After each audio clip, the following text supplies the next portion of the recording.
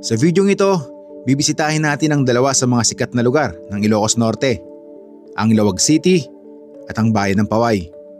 Pero bago ang lahat, kilalanin muna natin ang mga lugar na ito.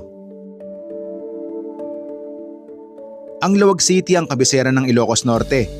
Kilala ito bilang sentro ng kasaysayan, kultura at adventure ng probinsya. Dito matatagpuan ang iconic na Sinking Bell Tower, pati na rin ang malawak na sand dunes na para sa mahilig sa kakaibang karanasan. Samantalang ang bayan ng Paway ay bantog sa kanyang makasaysayang Paway Church na isang testamento ng tibay at ganda nito sa paglipas ng mahabang panahon. Bukod dito, makikita rin sa Paway ang Kulili Point Sand Dunes na kung saan mararanasan din ang kakaibang adventure sa gitna ng malawak na buhangin. Simulan natin ang ating paglalakbay sa bayan ng Paway. Unang pupuntahan, ang Paway Church para masilip ang ganda at kasaysayan nito. At pagkatapos ay tutungo tayo sa Kulili Point Sand Dunes kung saan susubukan nating motorin ang mabuhangin daan. Pagkatapos ng Paway, babalik tayo ng Ilawag City. Dito natin makikita ang sikat na Sinking Bell Tower na unti-unting lumulubog sa lupa. Pero hindi pa dyan natatapos ang saya dahil sasakay tayo ng 4x4 para sa isang thrilling na trail sa Lawag Sand Dunes.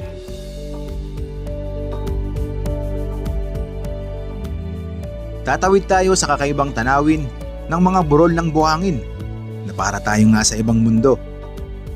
At hindi lang yan, makakarating tayo sa bahagi ng sand dunes na parang may natural na lawa na siguradong magpapahanga sa atin.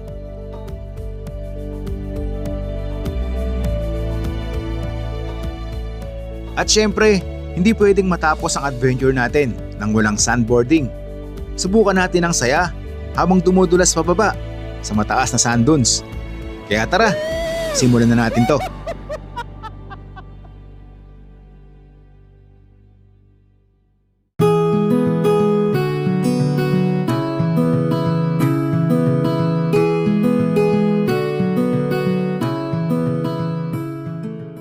Welcome pong muli sa ating panibagong motorcycle adventure. Bago po tayo magsimula sa ating gagawing paglalakbay, ay ipapakita ko muna sa inyo yung bahay na tinuluyan natin dito sa lungsod po ng Ilawag, Ilocos Norte. Ito yung room na natuluyan natin dito for overnight stay. Good morning. Pasensya na po kayo. Medyo makalat yung kwarto namin at kami pagod din. Pagdating namin dito, bagsak. Yan, suway mo ito.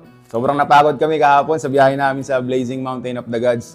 Okay guys, ito malaki yung kwarto na natuluyan natin dito. Yan, 3 na yung kama. Ito yung kay Suki. Dito tayo. Tapos may bakante pa rito sa kabila. Merong TV. Siyempre, air condition din. Okay din yung CR nila dito. Malakas ang tubig, malinis. Tapos may water heater pa. Yun. Yung pangalan po ng hotel na ating napag-stayan dito sa Ilawag City ay Hotel del Norte. So ang binayaran po natin dito for overnight stay ay 1,250 pesos.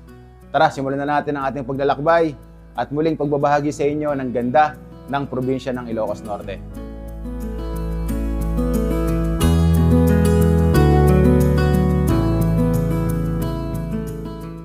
Nasa biyahe na tayo ngayon. Patungo po tayo sa bayan po ng Paway, Ilocos Norte.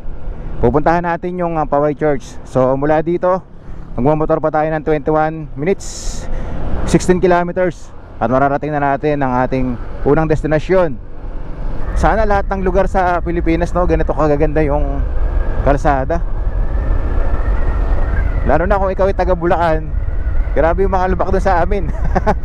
Kaya kapag tayo ay napupunta sa mga ganitong probinsya na mayroong magagandang kalsada, talagang nag-e-enjoy tayo sa biyahe natin. Paway Sand Dunes, right turn. Oo nga pala, dito po sa bayan ng Paway, dito rin nakapwesto yung sikat na tourist destination, yung sand dunes. Yung buhangin na maputi, tapos pwede kayong mag-slide. Isa po ang sand dunes sa mga sikat na binibisita ng mga turista dito po sa probinsya ng Ilocos Norte. Okay, narating na natin ang Paway Church. Wow.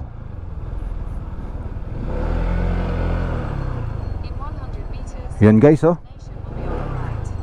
Dito sa harap ng simbahan mababasa natin Paway. Tapos ito yung pinakasimbahan nila dito. Wow, ganda no? Hanap muna tayo dito na pwede nating pagparkingan para mapuntahan natin yung simbahan.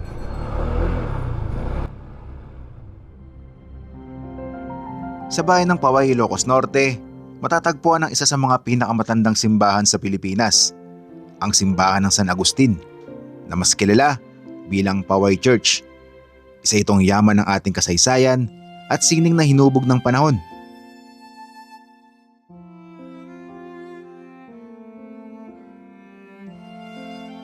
Ang Paway Church ay itinayo noong taong 1694 at natapos noong taong 1710 sa ilalim ng pamumuno ni Padre Antonio Estavillo, isang paring Agustinian.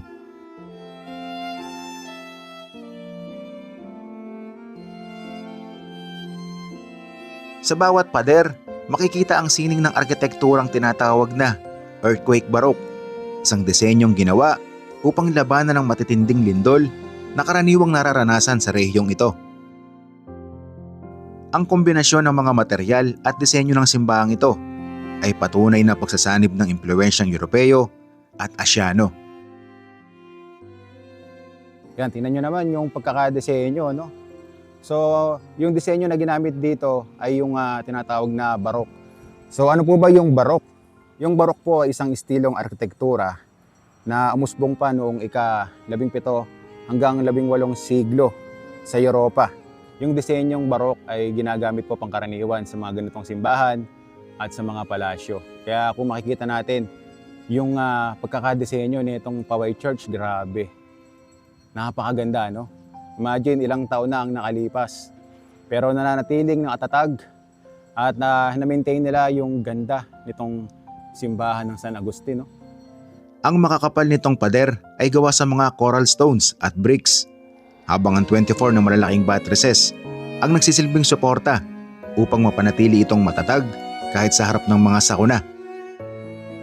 Dito sa pinakagilid nitong Paway Church, dito natin makikita yung 24 na buttresses na nilagay nila dito, no? Itong mga buttresses na nakikita natin sa gilid ng simbahan, ito po yung nagbibigay tibay sa mga lindol na dumarating sa ating bansa, no? Ang lalaki ng mga buttresses na nakikita natin dito sa simbahan, yan, mula dito hanggang dun sa pinakadulo, nakapaikot yan sa bawat gilid. Nakakakilabot kung pagmamasdan natin. Yung mga nakikita natin sa ibang bansa, sa part po ng Europa, ganito yung mga disenyo na nakikita natin. Dito sa probinsya ng Ilocos Norte, sa bayan po ng Paway, makikita rin natin. Hiwalay sa simbahan ng kampanaryo na itinayo noong taong 1793. Ang tatlong palapag nitong hugis pagoda ay nagpapakita ng impluwensyang Asyano sa arkitektura. Ginamit ito bilang tagapagbantay noong panahon ng mga Kastila at ng mga revolusyonaryo noong ikalawang digmaang pandaigdig at naging mahalagang bahagi ito ng kasaysayan. Sa Paway Church, makikita natin yan, mayroong bell tower. Oh. So itong bell tower, noong unang panahon, ito daw yung nagsilbing tagapagbantay laban sa mga paparating na kaaway noong panahon ng Kastila. Makikita natin yung disenyo ng bell tower, talagang match na match sa Paway Church. Ang ganda ng kombinasyon, no?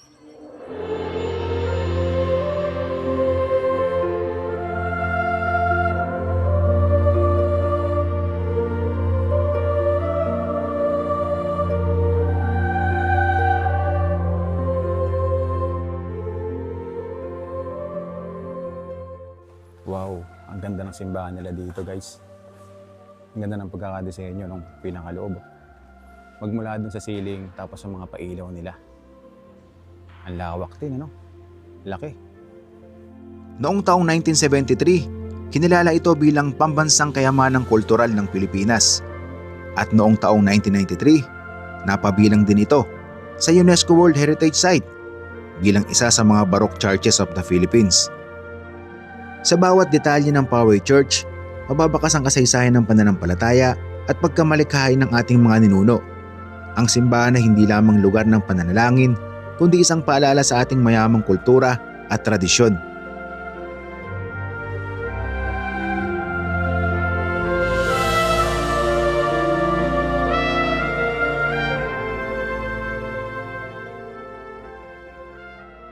napuntahan na po natin ang Poway Church. Ngayon, ang susunod na destination natin, ito yung tinatawag nila na Kulili Point Sand Dunes. Dito pa rin po sa bayan ng Poway, Ilocos Norte. Doon sa may Kulili Point Sand Dunes, sa pagkakalam ko mga 4x4 lang yung pwedeng baybayin yung malawak na buhangin doon. Then tingnan natin kung kakayanin ng motor natin para ma-experience natin na makapag-motor sa malawak na buhangin o yung tinatawag nila na sand dunes dito po sa bayan ng Poway. Okay, kaliwa tayo dito. Continue for 1 kilometer. Okay, 7 minutes, 3.6 kilometers. Ando na tayo sa Kulili Point Sand Dunes.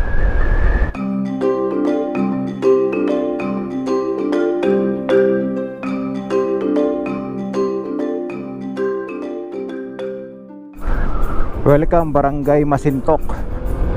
Ayun, ito yung barangay na nakakasakop sa Kulili Point Sand Dunes.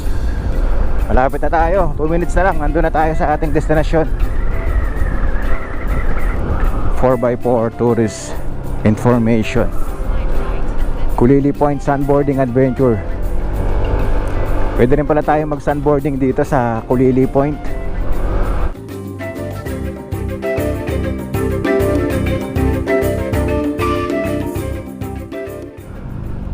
Dito may buhangin na tayong dadaanan, no? Bakit dun sa may mataas sa semento. Tingnan nyo guys, oh. Woo!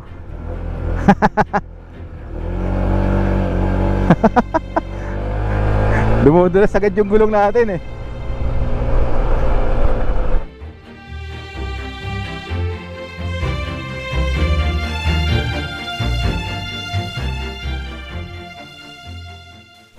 Ayan, taas na ito. Ay, patayin ko lang yung traction control natin kasi dumudulas. Naka-on kasi. Yan, okay na. Sarado natin yung ating lens dahil mabuhangin. Wow, ito pala yung Kulili Point. Tapos dito nakikita natin yung malawak na dagat. Subukan pa nating makagawi doon. Wow, solid.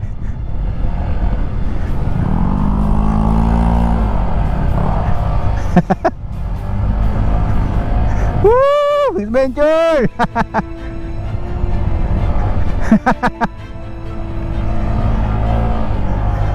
Grabe.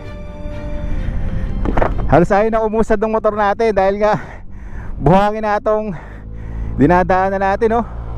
Pero grabe, isang solid na experience yung makapag-motor ka dito.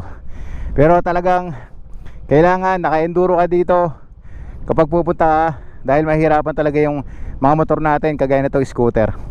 So hindi natin pwedeng ipilit na makapunta pa doon sa banda ng dagat. Yan, lumubog na kami ni Suki dito sa mga buhangin.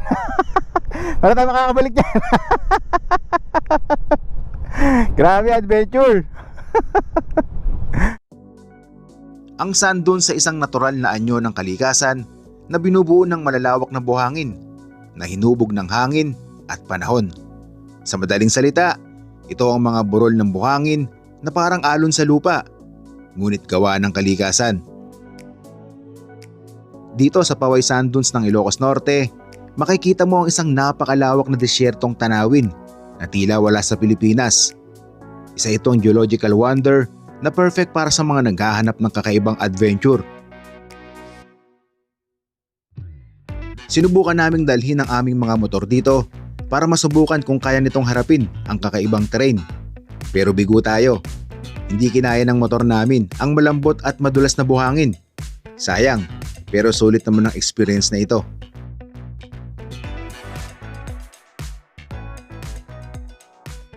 Hindi na kinaya ng mga motor natin na baybayin itong malawak na buhangin dito, no? So ang sarap dito guys, no? Yung tanawin na makikita natin dito, malawak na karagatan ng West Philippine Sea.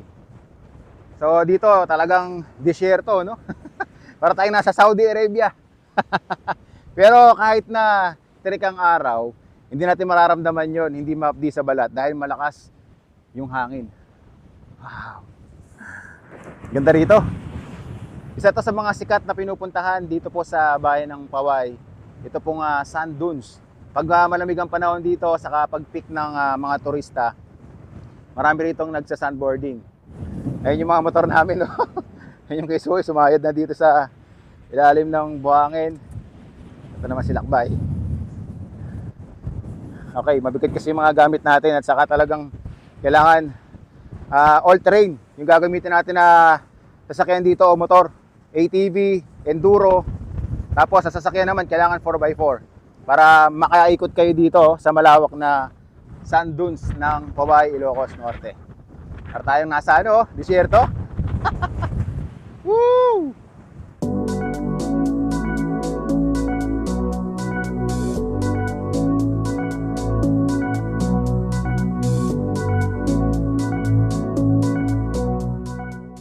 Okay, napuntahan na natin yung Kulili Point Sand Dunes dito po sa Paway, Ilocos Norte. Ngayon, pababa na tayo sa buhangin. Ayan. Ngayon, pabalik na tayo ng Lawag City. Okay, let's go!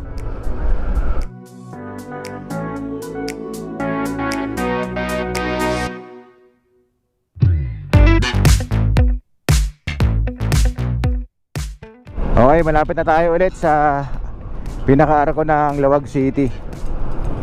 Hadaan ulit tayo ng tulay. Yan, welcome to Lawag City. Yan, ganda rin ang arko nila dito. Ito yung tulay na dinaanan natin nung first episode natin. Inabot na tayo ng gabi nun, kaya hindi natin nakita yung tanawin sa gilid.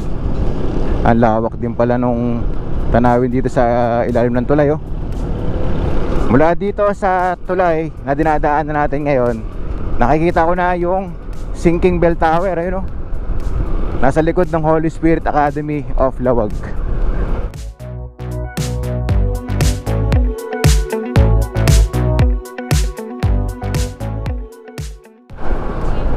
Yan, kanan tayo dito.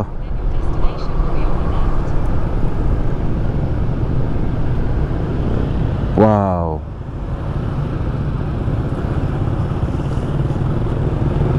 Yan guys, nandito na tayo sa Sinking Bell Tower ng Lawag City.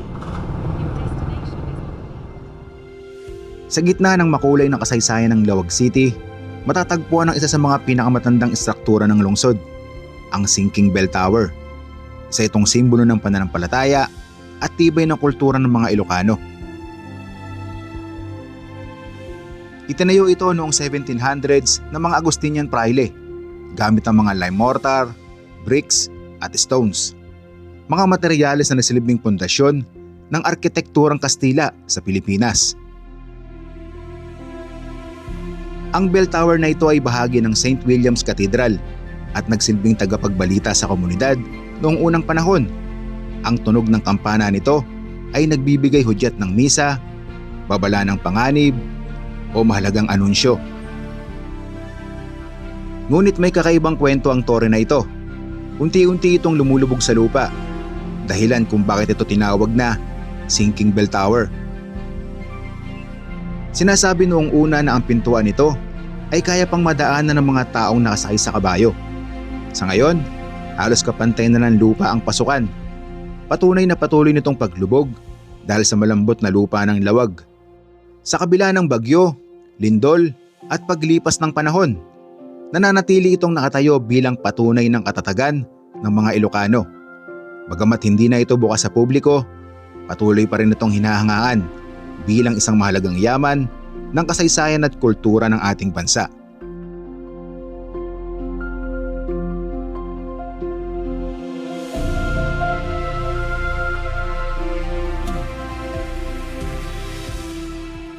Ito po ang Sinking Bell Tower dito po sa Lawag City. Yan guys, tingnan ninyo yung pagkakayari o disenyo nitong Sinking Bell Tower. Para din siyang yung sa may Paway Church. Dito natin mapapansin na talagang malaki na rin yung inilubog netong bell tower sa Lawag. Oh. Yung pinto, oh. Dati daw talagang mataas yung pinto na ito. Kung papasok tayo dito, halos yuyuko na tayo dahil nga malaki na yung nilubog nitong bell tower. At ngayon, bawal nang pumasok. Nilagyan nila ng harang dito, nilagyan ng kadena. Ayan. Kaya kung kayo po ay mapapasyal dito sa probinsya ng Ilocos Norte at mapupunta rin kayo ng lungsod ng Lawag, bisitahin nyo rin po itong Sinking Bell Tower dahil isa po ito sa mga historical landmark ng bansa natin.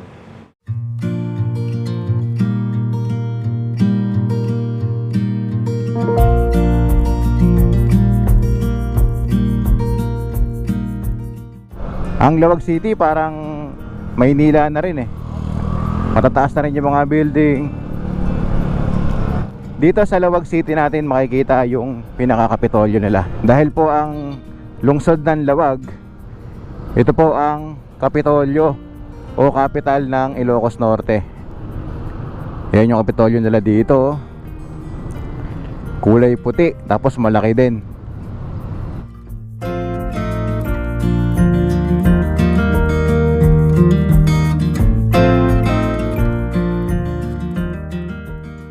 So pagkatapos nating mabisita kanina yung Paway Sand Dunes, dito naman tayo ngayon sa Lawag Sand Dunes. Tingnan natin kung ano yung pagkakaiba ng mga sand dunes nila, no? Kasama natin dito si Mark saka si Irish. Sila yung magpapa-experience sa atin ng 4x4 adventure, tapos yung sandboarding. Yan, dumadaan na tayo sa maraming pine trees din, no? Maganda na yung spot na minumotoran natin ngayon dito, oh. At sariwang hangin na rin yung ating nalalanghap. Ang ganda ng kalsada papunta ron sa sand dunes. Wow. Meron tayong dinadaanan dito ngayon na parang mga burol, pero mga yan, buhangin. Tapos nababalutan siya ng maraming damo. Ayan, nakikita na natin dito yung sand dunes, oh. And then doon may nakasulat na Lawag, oh. Okay, dito na pala yung mga kasama natin. Alright. Ngayong araw, sasabak tayo sa isang kakaibang adventure dito sa Lawag Sand Dunes. Pero bago ang lahat, ipapakilala ko muna ang mga kasama natin sa trip na ito. Sila ang magdadala ng dagdag na saya at kwento sa ating biyahe. Kasama na natin si Mark. Yan yung ating driver. Mapa-experience sa atin ang Sand Dunes Adventure 4x4. Yan, kasama natin si Irish, yung kanyang misis. Tapos, ano pangalan niya? Leia. Yan, si Leia. Siyempre, suki mo ito, nasa likod. Oh. Okay. Simulan na natin ang ating adventure. At nagsimula na ang aming 4x4 ride. Sa simula, kalsada pa ang ating binabaybay. Parang warm up lang para sa mas matinding adventure na naghihintay. Pagpasok namin sa lupain ng sand dunes, unti-unting nagiging buhangin ang dinadaanan.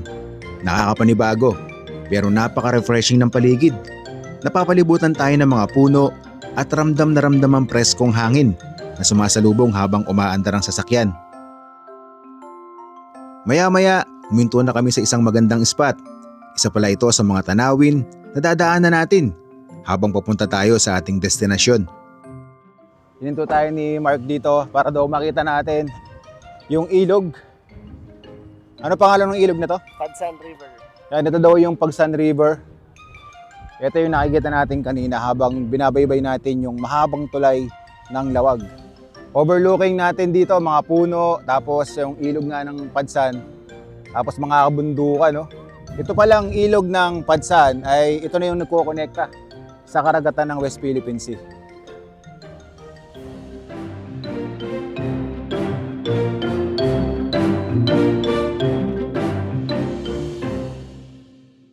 Napapahanga din ako na itong Suzuki Jimny.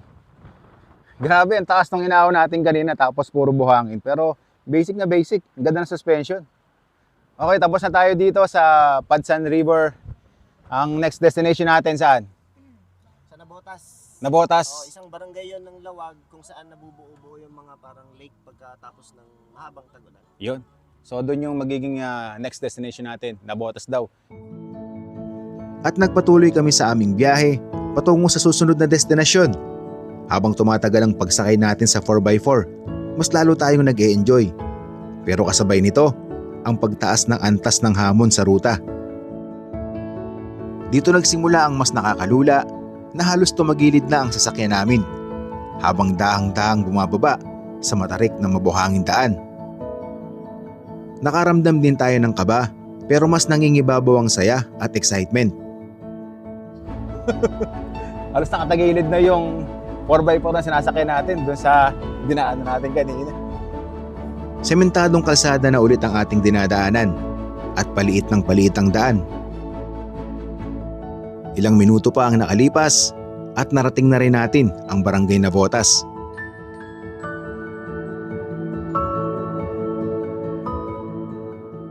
Dito, ibang klase na ang tanawin. Mas mataas at mas malawak na sand dunes ang dadaanan natin.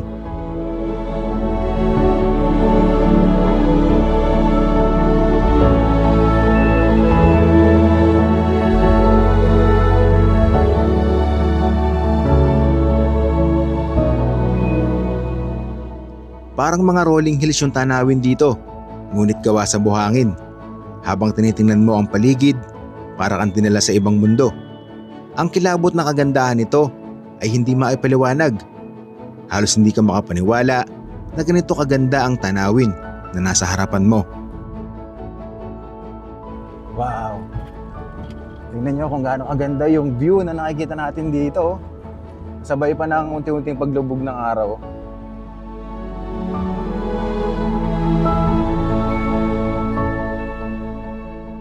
At sa wakas, nasilayan na rin namin ang spot na aming gustong puntahan. Ang tubig na nasa gitna ng mga sand dunes na parang mga natural na lawa. At tila ba, isa ring obra maestra ng kalikasan. Isang lugar na tila pinaghalong buhangin at berdeng tanawin na parang mga brol na nababalutan ng damo dahil sa madalas na pag-ulan. Sa kabila ng pagiging maladesyerto nito, may mga bahagi na punong-puno ng mga tubig na siyang nakadagdag sa kakaibang ganda nito. Kung makikita natin dito, yung mga sand dunes, nagmimistulang mga kabundukan, pero halos lahat yan puro buhangin, ano? Sand dunes lahat ito. Pero pagkatapos kasi ng mahabang tag-ulan, nagkakaroon ng green. So, pero sa summer, brown lahat yan. Isa pa sa nagugustuhan ko dito is yung malakas na hangin, talagang presko at sariwang-sariwang hangin yung nalalanghap natin dito, no? Yung mga tubig na mistulang lake na yan, lagi bang nandyan yan o tuwing umuulan lang? Nagkakaroon lang ng ganyan pagkaraan ng mahabang panahon ng tag-ulan. Yun. Dito sa probinsya ng Ilocos Norte, bali 2 bayan lang yung merong sand dunes. So ano ba yung pagkakaiba ng sand dunes sa Paway at sand dunes dito sa Lawag City? Actually, iisang stretch yan, yung sand dunes na yan from Paway hanggang dito sa Lawag. Iisa lang yan, tuloy-tuloy lang yung sand dunes na yan. Pero sa Paway kasi, mas maluwag yung sand dunes doon, mas flat siya.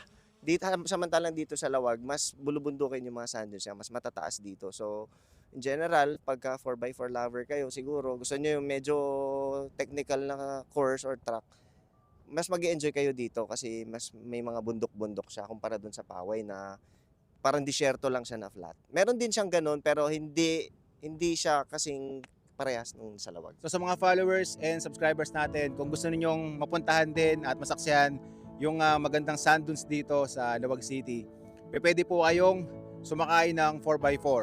So saan ba sila pwedeng mag-rent dito ng 4x4? Yung pinanggalingan natin kanina doon, may management po doon, pwede kayong mag-rent ng 4x4, sandboarding at saka ATV. So magkano naman yung rent para sa 4x4 saka saan sila pwedeng dalhin? Kung di ako magkamali, ngayon nasa 2.5 siya.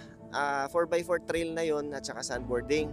Tapos yung ATV, I think nasa 1,000. Nakakahanga ang tanawin dito, yung tipong mapapaisip ka kung gaano kagaling ang kalikasan sa paglikha ng mga ganitong obra. Nakakamangha talaga ang lugar na ito, mula sa tanawin hanggang sa berdeng paligid. Para kang nasa isang paraisong tago sa hilagang bahagi ng Pilipinas.